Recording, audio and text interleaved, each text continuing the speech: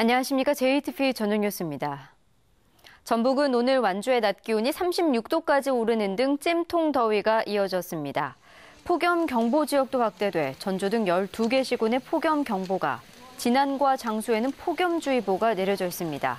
주말인 내일도 대체로 맑은 가운데 불볕더위가 계속되겠습니다.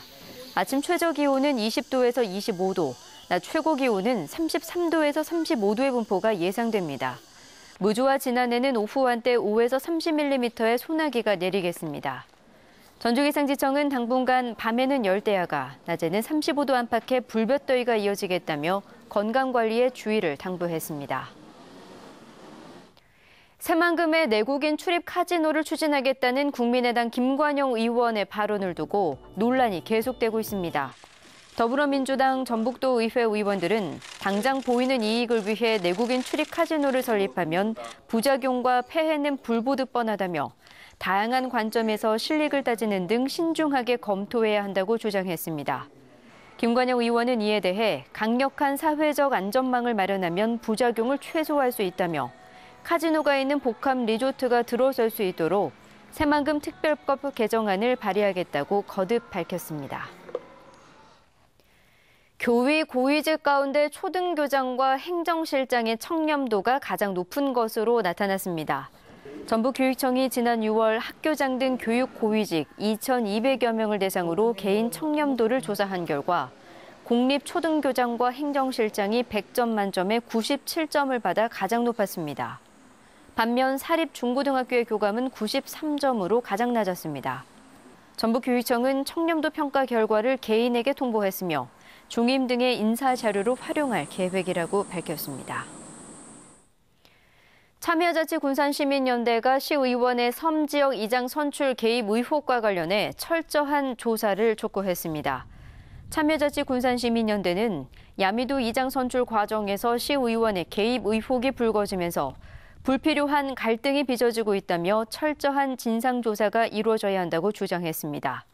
또 군산시가 이번 문제로 이장을 다시 선출하기로 결정한 만큼 투명성 확보가 반드시 이루어져야 한다고 덧붙였습니다. 올 연말에 개통하는 수서발 고속철도 SRT 요금이 현재 운행 중인 KTX보다 10%가량 저렴할 것으로 보입니다. 수서발 고속철도 운영사인 SR은 후발주자로서 기존 KTX와 경쟁하기 위해 수서 목포 요금을 46,000원으로 책정하고 익산 목포 요금을 19,000원으로 정하는 등 현재 운행 중인 KTX보다 10%가량 저렴하게 운임을 책정했다고 밝혔습니다. 또 국가 유공자와 장애인, 회원 등에게 등급별 할인을 적용하는 방안을 검토하고 있다고 덧붙였습니다. 전북 혁신도시에 이전한 공공기관들이 전통시장 활성화에 큰 도움이 되고 있는 것으로 나타났습니다. 전북지방중소기업청은 지난해 9월 도내 이전 기관들과 전통시장 활성화 업무 협약을 맺은 결과 올해 상반기 이전 기관들이 구입한 온누리 상품권이 5억 4천만 원에 이른다고 밝혔습니다. 또 하반기에는 휴가 시즌과 추석 명절 등에 힘입어 상반기 실적을 웃돌 것으로 중소기업청은 전망했습니다. 전라북도가 전북의 관광 브랜드로 한국체험 1번지 전라북도를 선정하고 오늘 선포식을 개최했습니다. 전라북도는 전북 관광에 대한 인식과 이미지를 고려해 한국체험 1번지 전라북도를 관광 브랜드로 선정했다고 밝혔습니다. 전라북도는 이와 함께 14개 시군별 특화 브랜드를 공개했으며 카드 한 장으로 관광지와 음식점, 숙박업소 등에서 할인받을 수 있는 전북 투어 패스를 오는 11월부터 전 시군에서 확대 시행하기로 했습니다. 전주시가 프로축구단 전북현대 이동국 선수와 4인조 록밴드인 국카스텐을 내년에 열리는 20세 이하 청소년 월드컵의 전주 홍보대사로 선정했습니다. 전주시는 이동국 선수가 K리그를 대표하는 스타이고 국카스텐은 보컬 하현우가 장수 출신이라는 점을 고려했다고 설명했습니다. 전주시는 오는 10일 전북 현대 홈 경기에 앞서 위촉식을 가질 예정입니다. 전주시가 보조금 지원을 희망하는 민간단체의 신청을 이달 말까지 공개 접수합니다. 접수 대상은 1년 이상 공익활동을 해온 법인과 단체로 친목과 영릭을 목적으로 하거나 특정 정당 지지와 교리 전파를 목적으로 하는 단체는 신청할 수 없습니다. 전주시는 신청 단체를 대상으로 오는 11월 지방보조금 심의위원회를 거쳐 지원 대상을 결정합니다. 전주지검 군산지청은 농작물 가공식품 보조금을 가로챈 혐의로 곡물 가공업체 대표 44살 김모 씨를 구속 기소했습니다. 김 씨는 지난 2009년부터 군산시에 허위 사업계획서 등을 제출해 흰찰쌀보리 가공식품 개발 보조금 5억 7천만 원을 가로채고 한국산업기술진흥원 등이 시행 중인 식품개발사업 출연금 36억 원을 빼돌린 혐의를 받고 있습니다.